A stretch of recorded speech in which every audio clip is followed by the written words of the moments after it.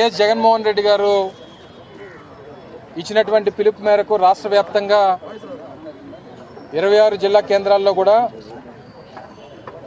3 ప్రధానమైనటువంటి అంశాలకు సంబంధించి ప్రభుత్వం మీద ఒత్తిడి తీసుకొచ్చేటువంటి దానికి ఒక రిప్రజెంటేషన్ని ఆయా జిల్లా కలెక్టర్ల ద్వారా ప్రభుత్వంకి అందించేటువంటి దానికి ఈరోజు కార్యక్రమాన్ని రాష్ట్ర వ్యాప్తంగా చేపట్టడం. అందులో భాగంగా ఈరోజు విశాఖపట్నం జిల్లాలో ఈ ప్రాంతంలో ఉన్నటువంటి యువత పక్షాన ఈ కార్యక్రమాన్ని చేపట్టి జిల్లా పరిషత్ జంక్షన్ నుంచి ఈరోజు జిల్లా కలెక్టర్ కేంద్రం వరకు ఒక ప్రొసెషన్ని ఆర్గనైజ్ చేసి ఇప్పుడే జిల్లా కలెక్టర్ గారికి కూడా రిప్రజెంటేషన్ని అందజేయడం జరిగింది. కార్యక్రమానికి మరి ముఖ్య అతిథిగా కూడా పెద్దలు రీజనల్ కోఆర్డినేటర్ మాజీ మంత్రివర్యులు కన్నబాబు గారు, జిల్లా మాజీ శాసనసభ్యులు, సమన్వయకర్తలు అందరం కూడా, మేయర్ గారు అందరూ కూడా ఈరోజు పార్టిసిపేట్ చేయడం జరిగింది. పెద్ద ఎత్తున పార్టీ కార్యకర్తలు అందరూ కూడా ఈ ప్రభుత్వం గడిచినటువంటి ఎన్నికల్లో అధికారంలోకి రావడానికి కావాల్సినటువంటి అన్ని ఆయుధాలను కూడా వాడుకొని రాష్ట్రంలో ఉన్నటువంటి రైతుల్ని, రాష్ట్రంలో ఉన్నటువంటి మహిళల్ని, రాష్ట్రంలో ఉన్నటువంటి యువతని అందరినీ కూడా వాడుకొని అధికారంలోకి వచ్చిన తర్వాత ఇచ్చినటువంటి హామీలను మర్చిపోయినటువంటి ప్రభుత్వం వారికి గుర్తు చేయాలి, వారి మీద ఒత్తిడి తీసుకురావాలి. అధికారంలోకి వచ్చి 9 మాసాలు పూర్తయిపోయినటువంటి సందర్భంలో ఇప్పటికీ కూడా ఇచ్చినటువంటి హామీని ఏ ఒక్కటి కూడా అమలు చేసేటువంటి దానికి ముందుకు రావట్లేదు. గతంలో ఒక బడ్జెట్ ప్రవేశపెట్టారు. 2025-26 సంవత్సరానికి గాను మొన్న ఒక బడ్జెట్ని ప్రవేశపెట్టారు. అందులో నిరుద్యోగ భృతి గురించి ప్రస్తావన లేదు. ఫీజు రీఎంబర్స్మెంట్ బకాయిలు దాదాపు 4,500 కోట్ల రూపాయలు ఫీజు రీఎంబర్స్మెంట్ బకాయిలు ఉండిపోయినాయి. 4 క్వార్టర్ల నుంచి వసతి దీవెనకి సంబంధించి కానీ లేదా ఫీజు రీఎంబర్స్మెంట్ బకాయిలు కానీ చెల్లించినటువంటి పరిస్థితి లేదు. స్వతంత్రం వచ్చిన తర్వాత ఆంధ్రప్రదేశ్ రాష్ట్రంలో 11 ప్రభుత్వ మెడికల్ కాలేజీలు ఉంటాయి. జగన్మోహన్ రెడ్డి గారు ముఖ్యమంత్రి అయిన తర్వాత గడిచినటువంటి 5 సంవత్సరాల్లో నూతనంగా 17 మెడికల్ కాలేజీలు నిర్మించాలని చెప్పి వారు నిర్ణయం తీసుకొని వాటికి దాదాపు 8,500 కోట్ల రూపాయలు బడ్జెట్ కేటాయించి ప్రతి పార్లమెంట్ నియోజకవర్గ కేంద్రంలో కూడా ఒక super speciality hospital medical college ఉండాలని చెప్పి 500 కోట్ల రూపాయలు వెచ్చించి నిర్మాణాలు మొదలుపెట్టి 5 పూర్తి చేసి ప్రారంభించి ఈరోజు ఈ సంవత్సరం గత సంవత్సరం నుంచి 750 నూతనంగా మెడికల్ సీట్లు ఈరోజు రాష్ట్రంలో లభ్యం అవుతూ ఉన్నాయంటే అది జగన్మోహన్ రెడ్డి గారి తాలూకు కృషి. అటువంటిది మిగిలినటువంటి కాలేజీలని మిగిలిన 12 కాలేజీలు పూర్తి చేయాల్సినటువంటి ప్రభుత్వం అది పట్టించుకోకపోగా ఈరోజు ప్రైవేటీకరణ చేయాలనేటువంటి నిర్ణయాన్ని తీసుకోవడాన్ని కూడా తీవ్రంగా వ్యతిరేకిస్తూ అది ప్రభుత్వ మెడికల్ కళాశాలగా కొనసాగాలి, ప్రభుత్వమే దానికి డబ్బులు కేటాయించాలి, వాటిని పూర్తి చేయాలి, నూతనంగా కొత్త సీట్లని విద్యార్థులకు అందుబాటులోకి తీసుకురావాలనేటువంటి ఉద్దేశంతో ఈ 3 ప్రధానమైనటువంటి అంశాలని కూడా పొందుపరిచి ఒక రిప్రజెంటేషన్ని కలెక్టర్ గారి ద్వారా ప్రభుత్వాన్ని ప్రశ్నిస్తూ ఈరోజు ఈ కార్యక్రమాన్ని నిర్వహించడం జరిగింది. ఇప్పటికన్నా ప్రభుత్వం, ముఖ్యమంత్రి, సంబంధించినటువంటి వారి పార్టీలతో కలిసినటువంటి మిగిలినటువంటి రాజకీయ పార్టీలు మీరు ఎన్నికల్లో ఇచ్చినటువంటి హామీలు మరొకసారి గుర్తు చేసుకోండి. ఆ రోజు ఎన్నికల ముందు బాబు షూరిటీ భవిష్యత్ గ్యారంటీ అన్నారు. తీరా ఇప్పుడు చూస్తే బాబు షూరిటీ మోసం గ్యారంటీ అనేటువంటి విధంగా గతంలో అనేక సందర్భాల్లో ఆయన 3 సార్లు గతంలో ముఖ్యమంత్రిగా, 4వ సారి ఇప్పుడు ముఖ్యమంత్రిగా ఏ రోజు ఇచ్చినటువంటి మాట మీద నిలబడినటువంటి దాఖలాలు లేవు. అయినా సరే పాపం ప్రజలు నమ్మి ఓట్లేసి మోసపోయినటువంటి సందర్భాలు చూస్తూ ఉన్నాం. జగన్మోహన్ రెడ్డి గారి ఆదేశాల మేరకు ఈరోజు మా పార్టీ 14 సంవత్సరాలు పూర్తి చేసుకొని 15వ సంవత్సరంలో అడుగు పెడుతున్నటువంటి సందర్భం ఆవిర్భావ దినోత్సవం రోజు ప్రజల పక్షాన పోరాటం చేయాలని, ప్రజల కోసం, ఈ ప్రాంతం కోసం, రాష్ట్రం కోసం ఏర్పాటైనటువంటి వైఎస్ఆర్ కాంగ్రెస్ పార్టీ ఏదైతే యువజన శ్రామిక రైతు కాంగ్రెస్ పార్టీగా ఆవిర్భవించినటువంటి వైఎస్ఆర్ కాంగ్రెస్ పార్టీ ఆ యువత పక్షాన ఈరోజు నిలబడాలన్నటువంటి ఉద్దేశంతో ఈరోజు ఈ కార్యక్రమాన్ని నిర్వహించాం. జరుగుతూ ఉంది. జగన్మోహన్ రెడ్డి గారు ఆదేశాల మేరకు గతంలో రైతుల పక్షాన పోరాటం చేశాం, రాష్ట్రంలో పెరిగినటువంటి విద్యుత్ ధరల మీద పోరాటం చేశాం, ఇప్పుడు యువత పక్షాన పోరాటం చేస్తూ ఉన్నాం. రానున్నటువంటి కాలంలో వైఎస్ఆర్ కాంగ్రెస్ పార్టీ ప్రజల పక్షాన, పేదవాడి పక్షాన, బడుగు బలహీన వర్గాల పక్షాన, నమ్మి ఓట్లేసినటువంటి ప్రజల పక్షాన ఈ ప్రభుత్వం మీద ఒత్తిడి తీసుకొచ్చేటువంటి దాంట్లో మరింత ముందడుగు వేసి ప్రజల పక్షాన పోరాటం చేస్తున్నటువంటి విషయాన్ని కూడా తెలియజేస్తూ ఉన్నాం. ఎన్నికలు అయిన తర్వాత, ఓటమి పాలైన తర్వాత జగన్మోహన్ రెడ్డి గారు ఒక మాట చెప్పారు. YSR Congress party will be voice of the voiceless అనేటువంటి మాట ఏదైతే చెప్పారో ఆ మాట కట్టుబడి ప్రజల పక్షాన ప్రజల గొంతుగా వారు ప్రధానమైనటువంటి ప్రతిపక్ష పార్టీగా ఈరోజు వైఎస్ఆర్ కాంగ్రెస్ పార్టీ ఏదైతే ఉందో 40% ఓట్ షేర్తో ఈరోజు రాష్ట్రంలో ఒక అతిపెద్ద రాజకీయ పార్టీగా ఉంది. తప్పకుండా ప్రజల పక్షాన మరిన్ని పోరాటాలు చేస్తాం, ప్రభుత్వం మీద ఒత్తిడి తీసుకొస్తాం. ప్రభుత్వం మెడలు వంచి ఇచ్చినటువంటి హామీలు నిలబెట్టుకునేటువంటి వరకు వైఎస్ఆర్ కాంగ్రెస్ పార్టీ సీనియర్ నాయకత్వం దగ్గర నుంచి కింద స్థాయి కార్యకర్త వరకు ప్రజల పక్షాన్ని నిలబడతారనేటువంటి విషయాన్ని మరొకసారి ఈ సందర్భంగా తెలియజేసుకుంటూ వైఎస్ఆర్సీపీ యువత పోరు పేరిట గౌరవ మాజీ ముఖ్యమంత్రి వర్యులు మా పార్టీ అధ్యక్షులు శ్రీ వైఎస్ జగన్మోహన్ రెడ్డి గారు ఇచ్చిన పిలుపు మేరకు రాష్ట్రంలో అన్ని జిల్లాల్లో కూడా పెద్ద ఎత్తున ప్రజలు వైఎస్ఆర్ పార్టీ శ్రేణులు రోడ్ల మీదకి వచ్చి ఆందోళన కార్యక్రమం నిర్వహించాం. మీరు చూశారు, ఇవాళ విశాఖపట్నంలో వేలాది మంది రోడ్ల మీదకి వచ్చి ఈ నిరసన కార్యక్రమంలో పాల్గొన్నారు. చిత్రం ఏంటంటే నిన్న సాయంత్రం ఇంచుమించు మధ్యాహ్నం 3 గంటల నుంచి మొదలుపెట్టి ఎక్కడికక్కడ పోలీస్ అధికారులు స్థానిక నాయకుల్ని బెదిరించడం, ఈ కార్యక్రమానికి రావడానికి వీలు లేదని చెప్పడం, వీటికి అనుమతులు లేవని చెప్పడం, ఒక రకంగా దీన్ని విఫలం చేయాలని పెద్ద ఎత్తున ప్రభుత్వం ప్రయత్నం చేసింది. మేము అడుగుతున్నాం, ఇంకా 10 నెలలు కాలేదు, చంద్రబాబు నాయుడు గారు ఎందుకు వణికిపోతున్నారు ఈ ప్రజా కార్యక్రమాలు చూసి, వైఎస్ఆర్ పార్టీ చేపట్టిన కార్యక్రమాలు చూసి అని నేను అడుగుతున్నా.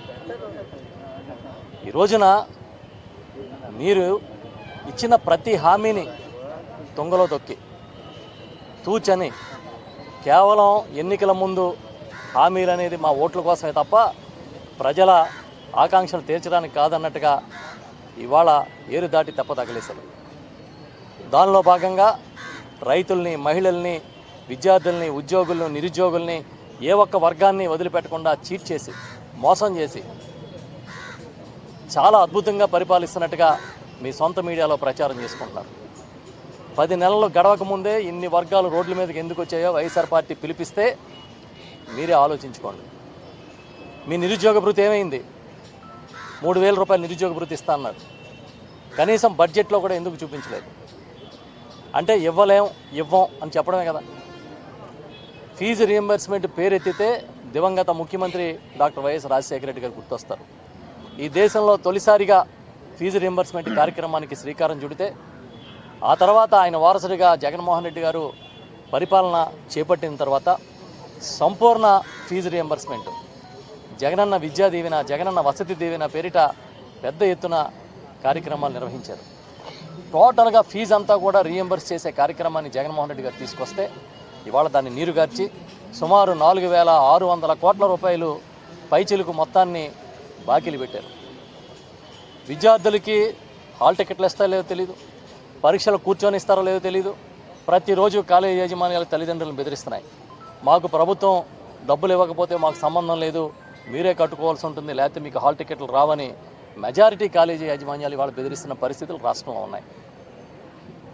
అంతేకాదు, ఈ రోజున ప్రైవేటు మెడికల్ కళాశాలలు అనేది రాష్ట్ర చరిత్రలో ఒక విప్లవం.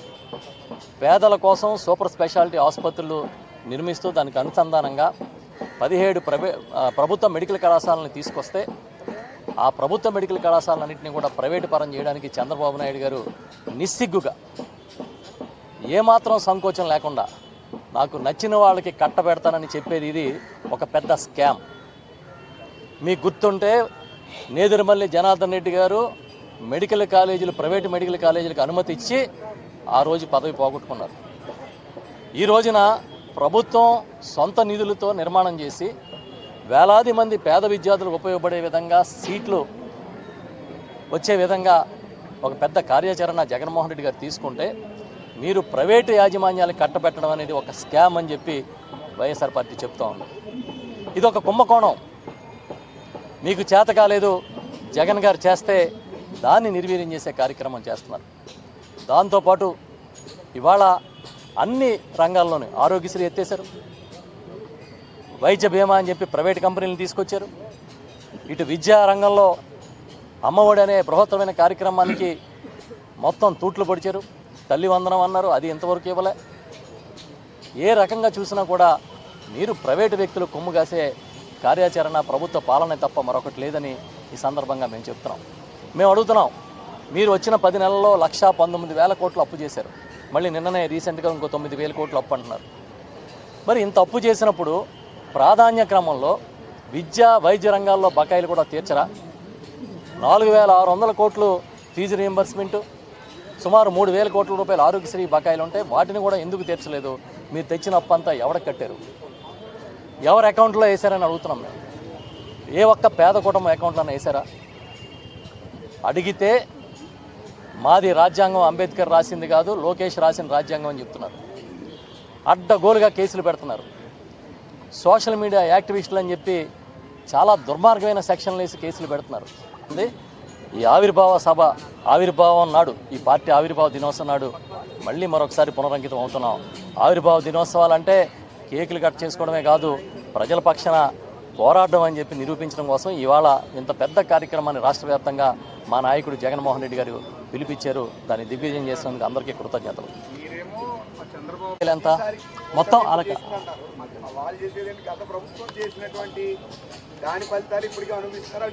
ఇప్పుడు 14 లక్షల కోట్లు అప్పులు అయిపోయినాయి అని చెప్పారు. ఫైనల్గా ఎంత తేలింది మీరు చెప్పండి? కనీసం 7 లక్షల కోట్లు అప్పు కూడా లేదని మళ్ళీ వాళ్ళే అసెంబ్లీ సాక్షిగా చెప్పారు. అంటే అర్థం ఏంటి? నోరిపితే అబద్ధాలు. తండ్రి ఏదో సామి చెప్పినట్టుగా పెద్ద అబద్ధాలు కోరైతే కొడుకు ఏమవుతాడు? కొడుకు అదే అవుతాడు కదా. ఇప్పుడు ఎవరైనా ఆయన్ని పార్టీ అప్పగించాలనుకుని ఆయన మహానాయకుడిగా తయారు చేయాలనుకున్నవాడు సక్రమ మార్గంలో నేర్పించాలి. కానీ లోకేష్ గారికి, చంద్రబాబు నాయుడు గారు ఇలా మొదటి రోజు నుంచి అబద్ధాలు ఆడటం నేర్పిస్తాడా? మేము అడుగుతున్నాం. 1,19,000 కోట్లు అప్పు చేశారు. విద్యా, వైద్య రంగాలు ప్రాధాన్య రంగాలే కదా. ఈ 4,600 కోట్లు ఏది ఫీజు రీయింబర్స్మెంట్ బకాయి, 3,000 కోట్లు ఆరోగ్యశ్రీ బకాయి మీరు ఎందుకు తీర్చలేదు? ఈ 1,19,000 కోట్లలో ఈ రెండు కలిపి ఎంత? మహా అయితే 7,000 కోట్లు. ఇవి ప్రాధాన్యం కాదనుకున్నారా? పేదలకి చదువు వద్దనుకుంటున్నారా? పేదలకి వైద్యం వద్దనుకుంటున్నారా? చెప్పను. మీకు ఏ డౌట్ ఉందో మాకు అదే డౌట్ ఉంది, మన ఇద్దరికి ఏ డౌట్ ఉందో ప్రజలకి అదే డౌట్ ఉంది. జగన్మోహన్ రెడ్డి గారు ఏం చేశారనేది అందరికీ కళ్ళ కట్టినట్టు కనిపించేది. బటన్ నొక్కితే అకౌంట్లోకి డబ్బులు వచ్చేవి. ఏ సచివాలయానికి వెళ్ళా లబ్ధిదారు లిస్టులు కనిపించేవి. తెలుగుదేశం లబ్ధిదారులు వేరు, ప్రజలు వేరు అనేది విషయం కదా అర్థమవుతుంది. అందుకే చంద్రబాబు నాయుడు గారు ఏం చెప్పాడు? వైఎస్ఆర్ పార్టీ కార్యకర్తల్ని తొక్కేయండి, వాళ్ళకి ఏ పని చేయొద్దు, పాముకు పాలు పోసినట్టే అని. ఏదైనా సరే రాజ్యాంగం మీద సాక్షి ఆ ప్రమాణం చేసిన ఒక నాయకుడు మాట్లాడే మాటలవి. జగన్మోహన్ రెడ్డి గారు ఏం చెప్పారు? కులం చూడడం, మతం చూడడం, ప్రాంతం చూడడం, మీరు ఏ పార్టీ కండవ వేసుకున్నారో చూడమని చెప్పారు. లబ్ధిదారుల ఎంపికలో వైఎస్ఆర్ పార్టీ నాయకులకి, కార్యకర్తలకి ప్రమేయం లేకుండా నేరుగా ప్రభుత్వ వ్యవస్థతో పనిచేయించారు. ఈయన ఏం చెప్తున్నాడు? మాది వేరే రాజ్యాంగం, వైఎస్ఆర్లను తొక్కేస్తాం, నలిపేస్తామని. తొక్కేయడం, నలిపేయడానికి భయపడితే 15 ఏళ్ళు ఈ పార్టీ ఉంటుందా? జగన్మోహన్ రెడ్డి గారు నడుపుతారా? 15వ సంవత్సరం ఎన్ని తొక్కిసలాటలు చూసింది, ఎన్ని కుట్రలు చూసింది ఈ పార్టీ. మా నాయకుడు ఎన్ని తొక్కిసలాటలు చూశాడు, ఎన్ని అబద్ధాలు చూశాడు, ఎన్ని అబోధ కల్పనల ప్రచారాలు చూశాడు ఆయన. కాబట్టి అన్నీ చూసి ఇవాళ 15వ సంవత్సరం పూర్తి చేసుకుంది. కాబట్టి మేమేమీ కంగారు పట్టలేదు. వైఎస్ఆర్ పార్టీని, జగన్మోహన్ రెడ్డి గారిని చూసి వణికిపోయేది ఎవరన్నా ఉంటే కూటమి ప్రభుత్వమే. జరుగుతుందనంటే కక్ష సాధింపు పరిపాలన తప్ప, ఒక దగాకోరు పరిపాలన తప్ప ఇంకేమీ జరగట్లే. అందుకే ఇవాళ యువత పోరు పేరిట ఇవాళ జగన్మోహన్ రెడ్డి గారు తీసుకున్న ఈ కార్యక్రమానికి రాష్ట్ర వ్యాప్తంగా విపరీతమైన మద్దతు వచ్చింది. మీరే చూశారు, మా పార్టీలో ఒక సాధారణ కార్యకర్త మొదలుకొని అన్ని స్థాయిల నాయకులు కూడా పాల్గొన్నారు. వాళ్ళ విశాఖపట్నం వీధుల్లో ర్యాలీ నిర్వహిస్తామంటే పోలీసులు ఆంక్షలు పెట్టారు, బ్యారికేడ్లు పెట్టి ఆపారు. అదేవిధంగా నిన్న మధ్యాహ్నం నుంచే అన్ని చోట్ల కూడా బెదిరింపు కాల్స్ చేయడం, రావద్దని చెప్పడం, అనుమతులు లేవడం. ఒక పక్క మా నాయకులు పైన ఉన్నత స్థాయి పోలీసు అధికారులతో మాట్లాడుతున్నప్పటికీ ఏదో జరిగిపోతుందని మీరు ఎందుకు కంగారు పడుతున్నారంటే మీ చేతగానితనం, ఈ ప్రభుత్వం చేతగానితనం బయటపడుతుందనే ఉద్దేశంతోనే మీరు కంగారు పడ్డారని చెప్తున్నాం. వాళ్ళ అన్ని జిల్లాల్లో జరిగింది, ఉత్తరాంధ్రాలో కూడా బ్రహ్మాండంగా జరిగింది. ఇక్కడ మా మాజీ శాసనసభ్యులు, కోఆర్డినేటర్లు, అన్ని స్థాయిలో నాయకులు, అనుబంధ విభాగాల అధ్యక్షులు, మేయర్ గారు, ఇతర పెద్దలందరూ కూడా పెద్ద ఎత్తున పాల్గొన్నారు. కార్యకర్తలందరూ కూడా ఉత్సాహంగా వచ్చారు. మేము ఒకటే చెప్తున్నాం, చంద్రబాబు నాయుడు గారు మీరు ఎన్ని ఆంక్షలు పెట్టినా, ఎన్ని ఇబ్బందులు క్రియేట్ చేసినా, ప్రజల పక్షాన పోరాడే ఏకైక ప్రతిపక్షం ఈ రాష్ట్రంలో వైఎస్ఆర్సీపీ మాత్రమే. ఏకైక ప్రతిపక్ష నాయకుడు జగన్మోహన్ రెడ్డి గారు మాత్రమే. మీరు టెక్నికాలిటీస్ చూపించి ఏదో తిమ్మిని బమ్మిని చేసి ఆయన ప్రతిపక్ష నాయకుడు కాదని చెప్పొచ్చు. కానీ వాళ్ళ రాష్ట్రంలో ఎవరిని అడిగినా ప్రతిపక్ష నాయకుడు ఎవరు అని అంటే ముక్త కంఠంతో జగన్ గారి పేరు చెప్తారు. అందుకే ప్రతిపక్ష పాత్ర పోషిస్తూ తప్పకుండా ప్రతి అంశంలోని మిమ్మల్ని నినదిస్తాం, ఎట్టి పరిస్థితుల్లో విడిచిపెట్టేది లేదని చెప్తూ ఈ కార్యక్రమాన్ని ఇంత విజయవంతం చేసిన మా నాయకులందరికీ, జిల్లా అధ్యక్షులు మాజీ మంత్రివర్యులు అమర్నాథ్ గారు కానీ,